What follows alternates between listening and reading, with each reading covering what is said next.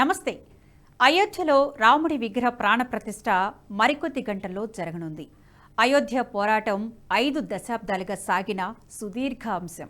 దేవాలయం కోసం ప్రజల పోరాటం ఒక ఎత్తైతే, న్యాయస్థానాల ముందు ఆధారాలతో సహా నిరూపించడానికి పడ్డ కష్టం అంతా ఇంతా కాదు. దేశంలో నాడు అతిపెద్ద రాజకీయ పార్టీ ఉన్న కాంగ్రెస్తో పాటు అన్ని ప్రతిపక్షాలు వ్యతిరేకంగా ఉన్న సమయంలో అయోధ్య పోరాటంలో న్యాయస్థానాల్లో విచారణ కీలకమైంది.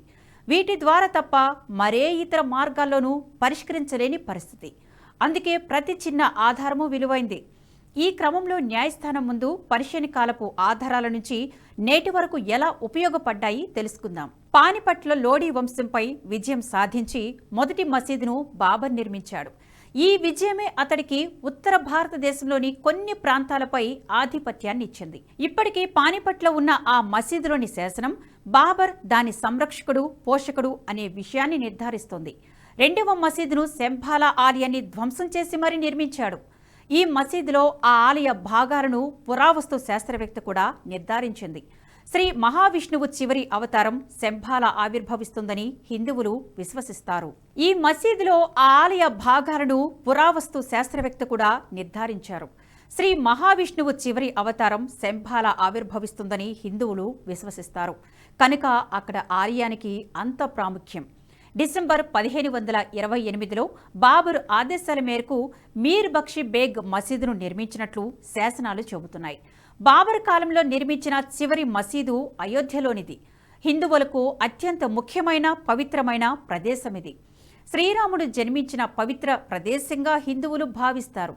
మసీదులో హిందూ శిల్పకళా శైలిని పూర్తిగా ధ్వంసం చేయకపోవడానికి, భావి తరాలకు ముస్లిం దురాక్రమణను గుర్తు చేయడానికే అన్నది సుస్పష్టం.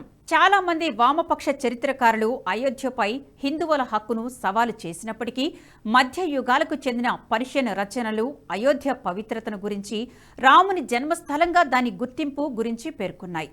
అయోధ్య పవిత్ర క్షేత్రమని, చైత్రమాసంలోని 9వ రోజున ఒక గొప్ప పండుగను అక్కడ జరుపుతారంటూ అక్బర్ దర్బారులోని చరిత్రకారుడు అబుల్ ఫజల్ పేర్కొన్నాడు. రాముడు అయోధ్య నగరంలో జన్మించాడని, ప్రాచీన కాలం నుంచి అత్యంత పవిత్ర క్షేత్రంగా దీన్ని పరిగణిస్తూ వస్తున్నారని కూడా ఆయన వివరించారు. రామ జన్మభూమికి సంబంధించిన మరొక ఆసక్తికరమైన ప్రస్తావన 1723 జూలైలో మొఘల్ అధికారులు జారీ చేసిన సనద్లో కనిపిస్తోంది. అయోధ్యలోని హనుమాన్ టీలాకు 1600 సంవత్సరం మార్చి 28లో 6 బీఘాల భూమిని అక్బర్ మంజూరు చేశాడు. అనంతరం కాలంలో మొఘల్ పాలకుడు ఈ సనద్ను 1723 జూలై 8న సాధు అభయరామదాస్ దానిని పునరుద్ధరించారు. ఈ సనద్ రచయిత తాను ఈ పవిత్ర క్షేత్రానికి చెందిన వాడినని, ఇది రాముని మౌలాద్ అంటే జన్మభూమి అని ఆ సనద్లో తెలిపాడు.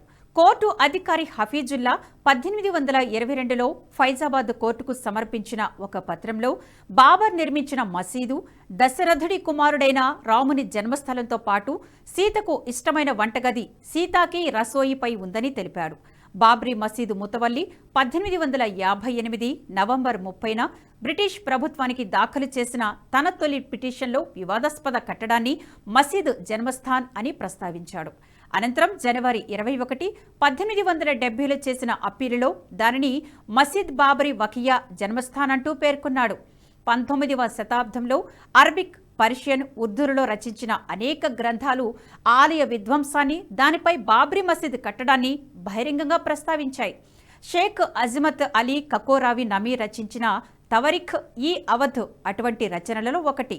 అవధ్ చివరి నవాబు పాలనా కాలంలో జరిగిన అనేక ఘటనలకు అతడు ప్రత్యక్ష సాక్షి. ఈ రచన 1869లో మొదలై 1886లో పూర్తయింది. జన్మస్థాన్ ఆలయంపైనే బాబ్రీ నిర్మాణం వచ్చిందన్న విషయాన్ని ఇందులో కూడా స్పష్టం చేశాడు. నవాబు పాలనా కాలంలో హిందువులు బాబ్రీ మసీదులో ప్రార్థనలు జరుపుకునేవారని, లంచాలు తీసుకొని ప్రభుత్వ అధికారులు గుట్టుగా ఊరుకునేవారని తెలుస్తోంది. ఇద్దరు ప్రత్యక్ష సాక్షులు ఆ స్థలంలో రామాలయం ఉనికిని ఖరారు చేశారు. బాబర్ విధ్వంసాల తర్వాత 80 ఏళ్లకు అంటే సామాన్య శకం 1608 నుంచి 1611 మధ్య ఈస్ట్ ఇండియా కంపెనీకి చెందిన విలియం ఫించ్ భారత్లో పర్యటించారు. ఆయన తన రచనలలో రాముని జన్మభూమి అయోధ్య పట్ల హిందువులకు ఉన్న భక్తి శ్రద్ధలను వర్ణించారు. రాముని జన్మస్థల శిథిలాలలో బ్రాహ్మణులు తిరుగాడుతుండడాన్ని చూశారు. అలాగే సరయూ నదిలో సంప్రదాయబద్ధంగా స్నానమాచరిస్తున్న వారి పేర్లను ఫించ్ నమోదు చేశాడు. ఆయన ఎక్కడా కూడా తన రచనలో ముస్లింలు నమాజు చేస్తున్న విషయాన్ని, మసీదు గురించి పేర్కొనలేదు. ఆ ఆలయాన్ని విధ్వంసం చేసి దానిపై మసీదును నిర్మించిన తర్వాత దానిని కొద్ది కాలం పాటు వాడకుండా వదిలేశారన్న అభిప్రాయానికి ఇది తావిస్తోంది. బ్రిటిషర్లు అవధ్ను ఆక్రమించుకున్న తర్వాత అయోధ్యకు సంబంధించిన అన్ని అధికారిక రికార్డులను మాత్రమే కాక జిల్లా గెజెట్లను కూడా స్వాధీనం చేసుకున్నారు. ఆలయం ఉన్న ప్రదేశాన్ని ఆక్రమించి బాబ్రీ మసీదును నిర్మించారనే విషయాన్ని ఆ రికార్డులు స్పష్టం చేశాయి. కేవలం చరిత్రకారులే కాకుండా కొన్ని కమిషన్లు కూడా దీనిపై రిపోర్టులు ఇచ్చాయి. డిసెంబర్ 6, 1885న నాటి బ్రిటిష్ ప్రభుత్వం ఏర్పాటు చేసిన అమీన్ కమిషన్ సంచలన నివేదిక ఇచ్చింది.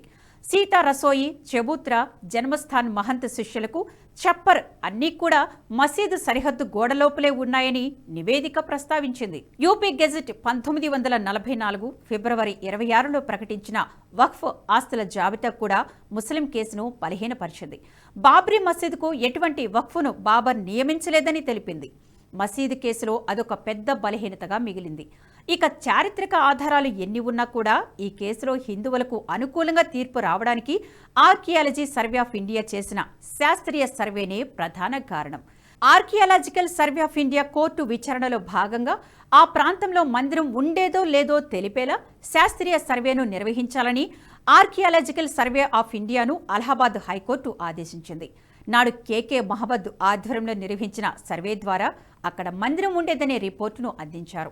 అక్కడ లభించిన వస్తువుల ద్వారా సామాన్య శకం తొలి శతాబ్దం నుంచి ఆక్రమణలో ఉందనే విషయాన్ని వెల్లడించాయి. అందులో బయటపడిన వాటిలో 7 నుంచి 10వ శతాబ్దానికి చెందిన ఇటుకలతో నిర్మించిన ఆలయం కూడా ఉంది. అది దెబ్బతిన్నప్పటికీ దాని ఉత్తర ద్వారంలో మాత్రం ప్రణల అంటే ఆలయాలలో ప్రముఖంగా కనిపించే నీరు బయటకు ప్రవహించడానికి ఏర్పాటు చేసిన తూము వంటిది ఉండడం కనిపించింది. ఇక క్రీస్తు శకం 11, 12వ శతాబ్దాలకు సంబంధించిన రామాలయ శిథిలాలు వెలికితీశారు. ఈ సర్వేనే కోర్టు తీర్పులో ప్రముఖ పాత్ర పోషించింది. అయోధ్యలో రామాలయానికి సంబంధించిన అన్ని ఆధారాలు స్పష్టంగా ఉండడం వల్లే 1950 నుంచి కోర్టులో వచ్చిన ప్రతి తీర్పు కూడా హిందువులకు అనుకూలంగానే వచ్చింది. ఏ తీర్పు కూడా హిందూ పార్టీలకు వ్యతిరేకంగా రాలేదు. అంతేకాదు, అక్కడ రామాలయం ఉండేదనే కారణంతోనే సున్నీ సెంట్రల్ వక్ఫ్ బోర్డు కూడా బాబ్రీ మసీదును తన బోర్డు ఆధీనంలోకి తీసుకోలేదు. అక్కడ మందిరానికి సంబంధించి చారిత్రక ఆధారాలు స్పష్టంగా ఉన్న వామపక్ష చరిత్రకారులు ఎన్నో వక్రీకరణలు చేశారు. అక్కడ రామ మందిరమే లేదని వీరు చెబుతూ వచ్చారు. అదంతా హిందువుల సృష్టి అని వింత భాష్యం చెప్పే ప్రయత్నం చేశారు. దీనిపై ఆర్కియాలజీ సర్వే నిర్వహించిన కేకే మహమ్మద్ తన పుస్తకంలో ప్రస్తావించారు. చరిత్రకారులు వక్ర భాష్యం చెప్పకుంటే అక్కడ మందిరానికి ముస్లింలు ఒప్పుకొని మసీదును వేరే ప్రాంతంలో అడిగేవారని, దీంతో సమస్య అప్పుడే పరిష్కారమయ్యేదని అన్నారు. చరిత్రకారుల వక్ర భాష్యం వల్లే ఇంత ఆలస్యమైందని విమర్శించారు. మందిరానికి ఉన్న ఇన్ని ఆధారాల వల్లే సుప్రీంకోర్టు తీర్పు హిందువులకు అనుకూలంగా ఉంది. ఎట్టకేలకు హిందువులు కలలుగన్న భవ్య రామ మందిరం సాకారమవుతుంది. ఈ వీడియో మీకు నచ్చినట్టయితే లైక్ చేయండి, 10 మందికి షేర్ చేయండి. అలాగే కామెంట్ల రూపంలో మీ అభిప్రాయాలను మాతో పంచుకోండి. Nationalist hub group of channels ను సబ్స్క్రైబ్ చేసుకుని తెలుగునాట జాతీయవాద జర్నలిజాన్ని ప్రోత్సహించండి. ఈ వీడియో కింద ఉన్న బెల్ ఐకాన్ పై క్లిక్ చేయడం మర్చిపోవద్దు.